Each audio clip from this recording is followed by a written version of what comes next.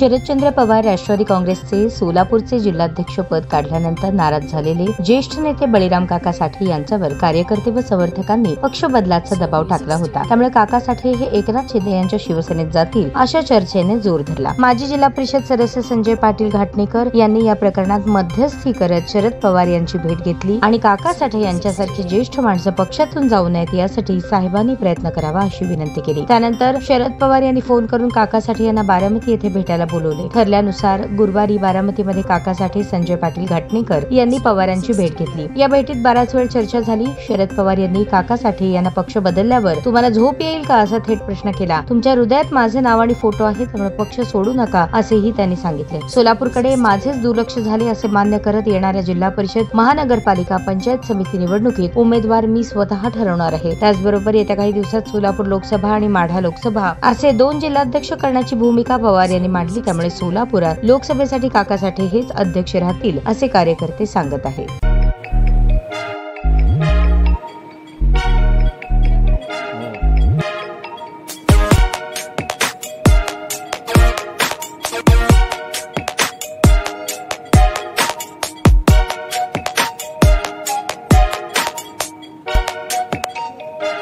सोलापूर शहरातील सुप्रसिद्ध हॉस्पिटल म्हणजे सेंट्रल मल्टी स्पेशालिटी हॉस्पिटल मागील अनेक वर्षापासून सेवा बजावत आहे। 24 तास इमर्जन्सी सर्व्हिस, मॉडर्न टेक्नॉलॉजी, अनुभवी डॉक्टर्स तसेच अत्याधुनिक तंत्रज्ञान सुविधांनी सुसज्ज स्त्रीरोग प्रसूती विभाग, ऑर्थोपेडिक विभाग, मेडिकल विभाग आणि इतर एकमेव नाव म्हणजे सेंट्रल मल्टी स्पेशालिटी हॉस्पिटल।